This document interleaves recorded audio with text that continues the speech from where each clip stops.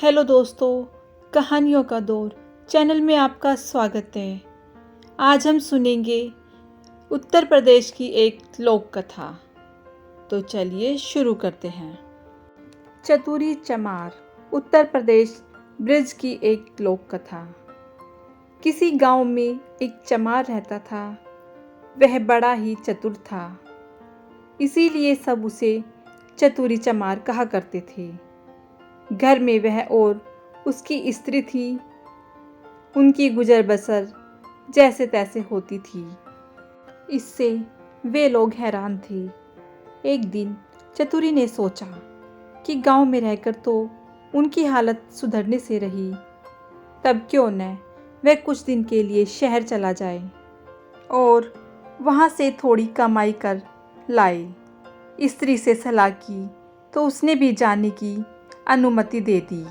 वह शहर पहुंच गया। मेहनती तो वह था ही, सूझबूझ भी उसमें खूब थी।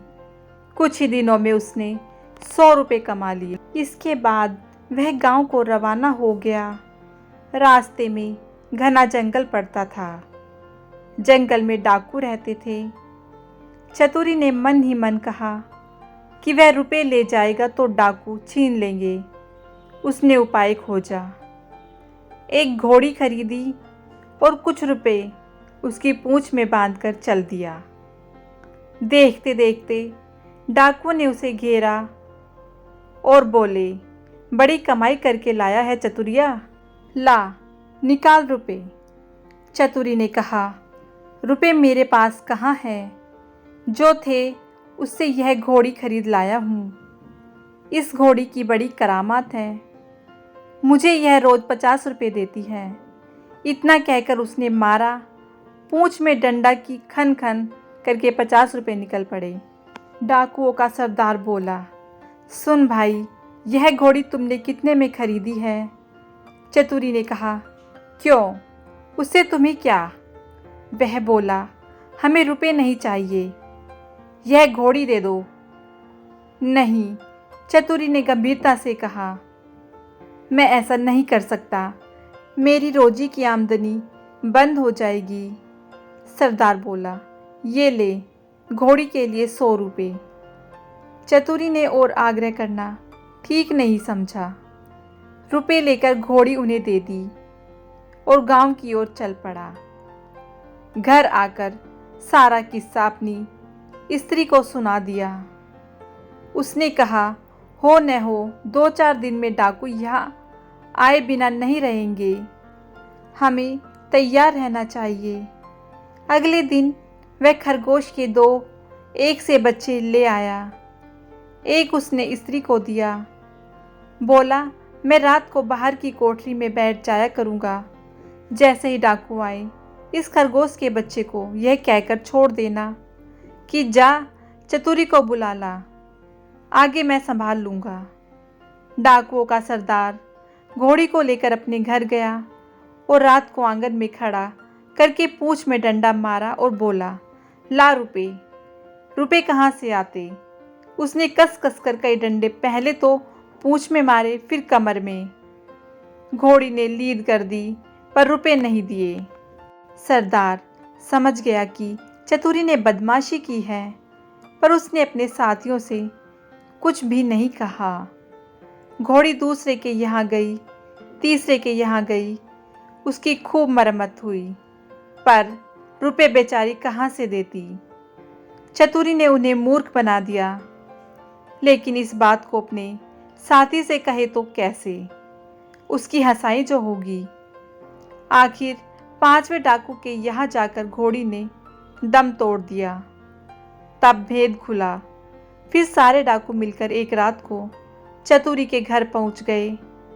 दरवाज़ा खटखटाया। चतुरी की घरवाली ने खोल दिया।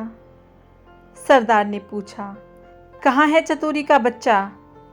स्त्री बोली, वह खेत पर गए हैं। आप लोग बैठे, मैं अभी बुला देती हूँ। इतना कहकर उसने खरगोश के बच्चे को हाथ में लेकर दरवाजे के बाहर छोड़ दिया और बोली, जा रे, चतुरी को फौरन बुला ला। क्षण भर बाद ही डाकुओं ने देखा कि चतुरी खरगोश के बच्चे को हाथ में लिए चला आ रहा है। आते ही बोला, आप लोगों ने मुझे बुलाया है? इसके पहुंचते ही मैं चला आया। वाह रे खरगोश! डाकू गुस्से में भर कर आए थे, पर खरगोश को देखते ही उनका गुस्सा काफुर हो गया। सरदार ने अचरज में भरकर पूछा, यह तुम्हारे पास पहुंचा कैसे? चतुरी बोला, यही तो इसकी तारीफ है। मैं 7वें आसमान पर हूं तो वहां से भी बुला सकता है। सरदार ने कहा, चतुरी, यह खरगोश हमें दे दे। हम लोग इधर उधर घूमते रहते हैं और हमारी घरवाली परेशान रहती है। वह इसे भेजकर हमें बुलवा लिया करेगी। दूसरा डाकू बोला, तूने हमारे साथ बड़ा धोखा किया है। रुपए ले आया और ऐसी घोड़ी दे आया कि जिसने एक पैसा भी नहीं दिया। अब यह खरगोश दे। चतुरी ने बहुत मना किया तो सरदार ने 100 रुपये निकाले। बोला, यह ले, ला दे खरगोश को। चतुरी ने रुपए ले लिए और खरगोश दे दिया। डाकू चले गए। चतुरी ने आगे के लिए फिर एक चाल सोची। उधर डाकुओं के सरदार ने खरगोश को ले जाकर अपनी स्त्री को दिया और उससे कह दिया कि जब खाना तैयार हो जाए तो इसे भेज देना। और वह बाहर चला गया। दोस्तों के बीच बैठा रहा। राह देखते देखते आधी रात हो गई, पर खरगोश नहीं आया तो वह झल्लाकर घर पहुंचा और स्त्री पर उबल पड़ा। स्त्री ने कहा, तुम नाहक नाराज होते हो। मैंने तो घंटों पहले खरगोश को भेज दिया था। सरदार समझ गया कि यह चतुरी की शैतानी है। वे लोग तीसरे दिन रात को फिर चतुरी के घर पहुंच गए। उन्हें देखते ही चतुरी ने अपनी स्त्री से कहा, इनके रुपए लाकर दे दे। स्त्री बोली, मैं नहीं देती। नहीं देती? चतुरी गरजा और उसने कुल्हाड़ी उठाकर अपनी स्त्री पर वार किया। स्त्री लहूलुहान होकर धरती पर गिर पड़ी और आंखें मूंद गई। डाकू दंग रह गए। उन्होंने कहा, अरे चतुरी, तूने यह क्या कर डाला? चतुरी बोला, तुम लोग चिंता न करो, यह तो हम लोगों की रोज की बात है। मैं इसे अभी जिंदा किए देता हूँ। इतना कहकर वह अंदर गया और वहाँ से एक सारंगी उठा लाया। जैसे ही उसे बजाया कि स्त्री उठ खड़ी हुई। चतुरी ने उसे पहले ही सिखा रखा था और खून दिखाने के लिए वैसा रंग तैयार कर लिया था। नाटक को असली समझकर डाकुओं का सरदार चकित रह गया। उसने कहा, चतुरी भैया, यह सारंगी तू हमें दे दे। चतुरी ने बहुत आनाकानी की तो सरदार ने 100 रुपये निकालकर उसे दे दिए और सारंगी लेकर चले गए। घर पहुंचते ही सरदार ने स्त्री को फटकारा और स्त्री कुछ तेज हो गई तो उसने आव देखा न ताओ कुल्हाड़ी लेकर गर्दन अलग कर दी। फिर सारंगी लेकर बैठ गया। बजाते बजाते सारंगी के तार टूट गए, लेकिन स्त्री ने आंखें नहीं खोली। सरदार अपनी मूर्खता पर सिर धुनकर रह गया, पर अपनी बेवकूफ़ी की बातें उसने किसी को बताई नहीं और एक के बाद एक सारी स्त्रियों के सिर कट गए। भेद खुला तो डाकुओं का पारा आसमान पर चढ़ गया। वे फौरन चतुरी के घर पहुँचे और उसे पकड़कर एक बोरी में बंद कर नदी में डुबोने चले। रात भर चलकर सवेरे वे एक मंदिर पर पहुँचे। थोड़ी दूर पर नदी थी। उन्होंने बोरी को मंदिर पर रख दिया और सब चले गए। उनके जाते ही चतुरी चिल्लाया, मुझे नहीं करनी, मुझे नहीं करनी। संयोग से उसी समय एक गवाला अपनी गाय भैंस लेकर आया। उसने आवाज़ सुनी तो बोरी के पास गया। बोला, क्या बात है? चतुरी ने कहा, क्या बताऊं, राजा के लोग मेरे पीछे पड़े हैं कि राजकुमारी से विवाह कर ले, लेकिन मैं कैसे करूं? लड़की कानी है।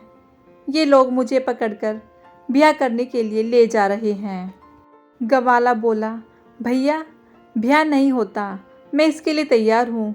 इतना कहकर गवाले ने झटपट बोरी को खोलकर चतुरी को बाहर निकाल दिया और स्वयं बंद हो गया। चतुरी उसकी गाय भैंस लेकर 9-2-11 हो गया। थोड़ी देर में डाकू आए और बोरी ले जाकर उन्होंने नदी में पटक दी। उन्हें संतोष हो गया कि चतुरी से उनका पीछा छूट गया, लेकिन लौटे तो रास्ते में देखते क्या है कि चतुरी सामने है।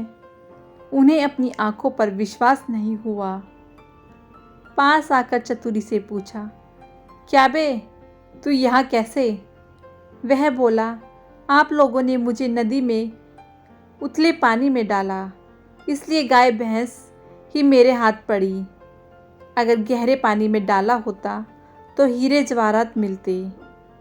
हीरे जवाहरात का नाम सुनकर सरदार के मुंह में पानी भर आया।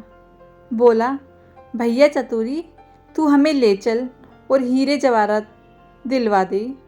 चतुरी तो यह चाहता ही था। वह उन्हें लेकर नदी पर गया। बोला, देखो, जितनी देर पानी में रहोगे उतना ही लाभ होगा। तुम सब एक एक भारी पत्थर गले में बांध लो। लोभी क्या नहीं कर सकता। उन्होंने अपने गलों में पत्थर बांध लिए और एक कतार में खड़े हो गए। चतुरी ने एक एक को धक्का देकर नदी में गिरा दिया।